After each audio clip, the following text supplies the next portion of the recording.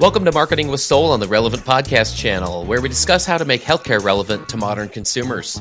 I'm Jared Johnson, founder of the Shift Forward Health Production and Marketing Group. And I'm Peter Balistrade, Director of Communications for the WVU Medicine and the Rockefeller Neuroscience Institute. Our goal here is to open your eyes to the many ways in which organizations are marketing to and engaging with modern consumers about their health.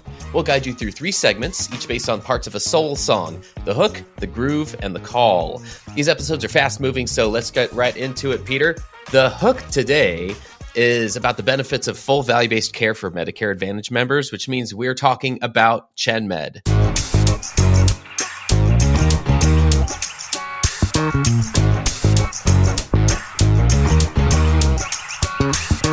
So ChenMed, the full risk provider here, providing care for Medicare Advantage members. So I'm a fan of these guys, but we're going to focus on their marketing messages today because they really have some interesting positioning statements. This is where I'm really trying to dig down and look at how do they represent themselves, what's their positioning, what's their value proposition to a consumer, because what we see a lot of what you and I have talked about already through our previous episodes is that just because there's an awesome innovative care model or there's an awesome new experience, somebody's made something easier or simpler along the way, that doesn't mean that consumers know it and trust it yet. So how do we do that? How do we help innovative brands make consumers aware of that and trust that this is a place that they can get care? So what ChenMed has done in a lot of ways is focus very simply on a couple of core messages. So we'll dive right into the groove here, but first, just on this thought of the benefits of full value-based care, Peter, what are some first thoughts here? You know, I had to do a little bit of background checking on ChenMed. Pretty interesting, though. Very, very, specific to senior-focused primary care, and they make no bones about it. I love what they've done with some of their kind of phrases and kind of how they approach it. You know, they're talking about how they understand seniors and that they, there's a spectrum of primary care needs that they have. And they talk about things like high touch care. They use that quite a bit. I love that.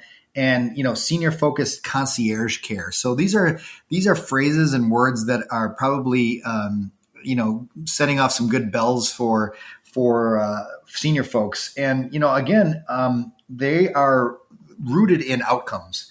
And so that was a kind of an interesting fact that they really push on how they can best serve this particular audience and still get high industry leading patient outcomes based on their plans and again, their high touch care and their concierge care. And I didn't realize this, but they started out in the 90s. So they've had this time to really kind of perfect their messaging and perfect their audience kind of marketing, if you will. So I'm interested to see kind of what this leads to with their partnership with Humana and things along those lines as well. It's kind of interesting. Yeah, I agree. They started out in Miami Gardens, just in a very, a small community there, and have branched out nationwide. So they're not in every market, and there's something to be said for that. But it's this hybrid of virtual and in-person care, which we'll get to. So let's get into the groove.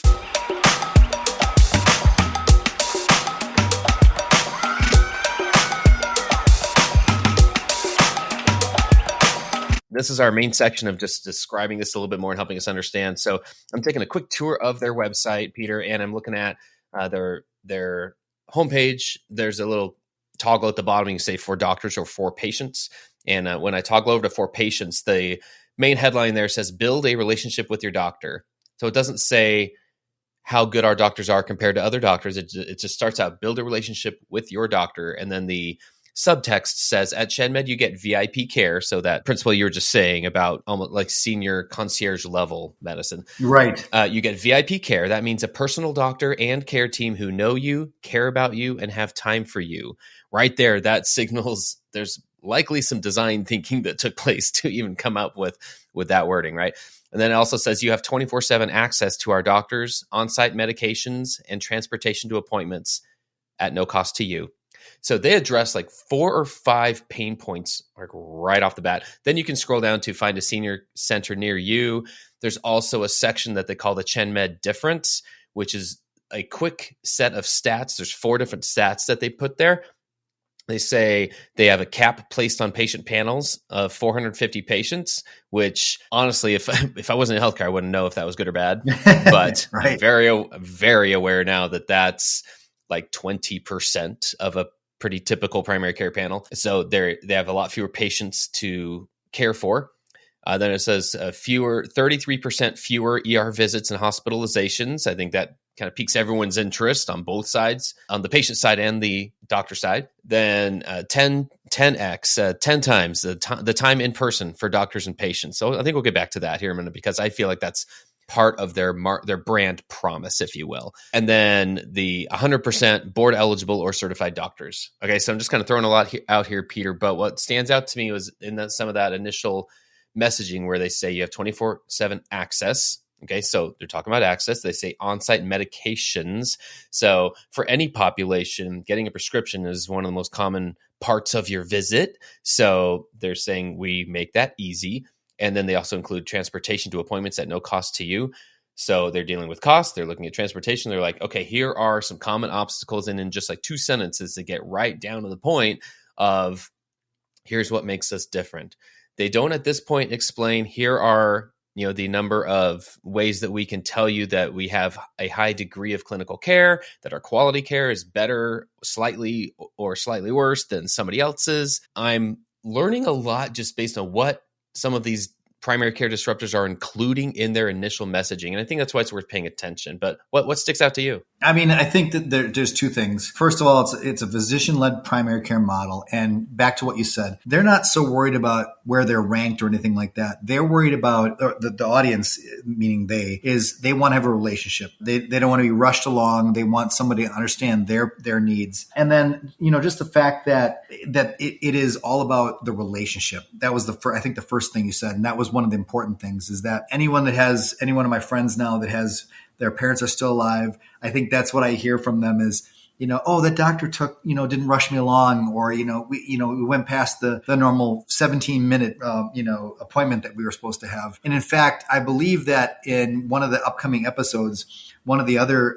ones that we're going to be talking about, that is a major marketing point, that they spend at least an hour with somebody. So you can see that they're doing a great job of hitting and addressing, like you said, pain points, but also kind of piling on to those points and making sure that they become actually, audience specific marketing points. It's well done. Yeah, I agree. I like how they really do just look at experience-based positioning. And maybe that's the phrase we can start using here. There's a conversation that I've been hearing people having, and sometimes I jump in, but it's this concept of back in the day, I still see this a lot as a strategy where the thought is, okay, well, let's use digital channels to help people navigate the system. Let's provide them the information. And it's probably like a pyramid, almost like a Maslow's pyramid, right? A hierarchy of needs where, or at the very least, like a level of foundations. And you move from once you get the foundation established,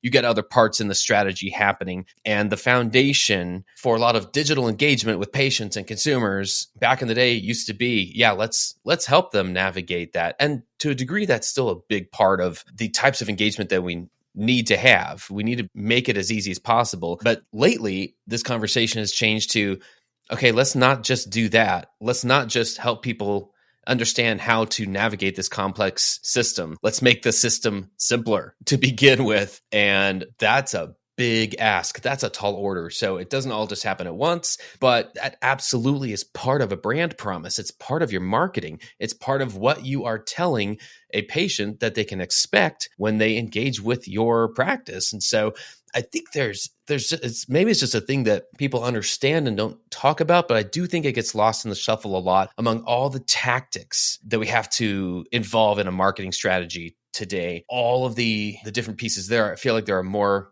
puzzle pieces than ever in marketing success. And it can get really easy to just lose this in the wake of all of that, right?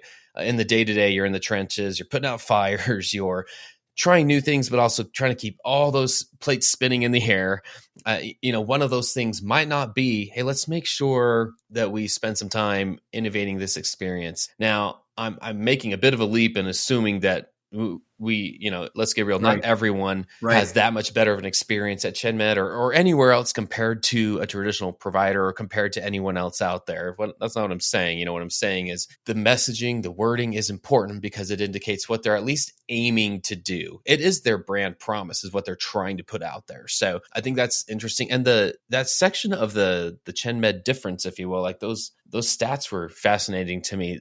I don't see those kinds of things anywhere else. Oak Street Health at one point, they may still have it there, but Oak Street at one point had something like this where they just pulled out a few stats. Like if you went to a health system, I don't know if the very first stat that they would feature on a homepage would be the cap on their patient panels. Yeah, that's pretty bold. Especially if it changes, like heaven forbid, like that actually changes a little bit.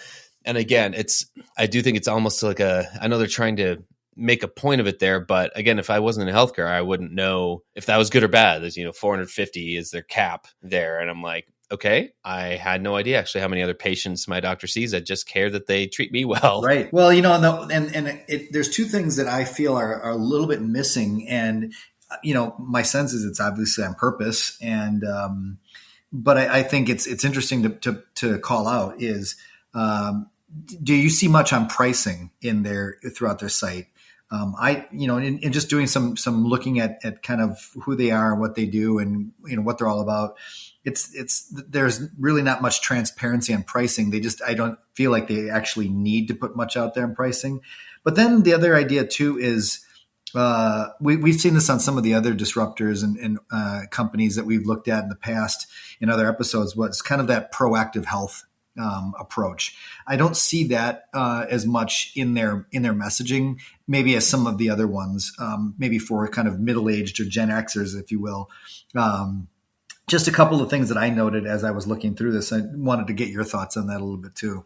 Oh, well, I'll tell you, I feel like it's almost a shame that they don't make that clear because I'm pretty familiar with their model and with the care that they provide. And it is as preventive and value-based as I've ever seen anywhere, just in what I'm familiar with, to the fact of the home-based visits that they make. They're not making you come to them in a lot of cases. They will see you in your home and they will see you multiple times a week, whatever it takes. And so like that level of care, the fact you're right, like it is not clear in some of their marketing, and maybe that is intentional. Maybe it's not. I don't know like that, but it doesn't necessarily match the type of care that they do provide. And they do still use some words that are like, value-based. What does value-based care mean to a typical Medicare Advantage member? Good question. Right. I don't know. Yeah. It just was something that I saw that was interesting, because it went, depending on the other companies that we've looked at, those were very, very high on the messaging level too. So, it just kind of a good comp, so it all depends on back to marketing 101 or content marketing. It's all about who's looking at this and what are their pain points and what are the things that are most important to them. So just a kind of an interesting little check on those things. I love it. All right, let's move on to the call.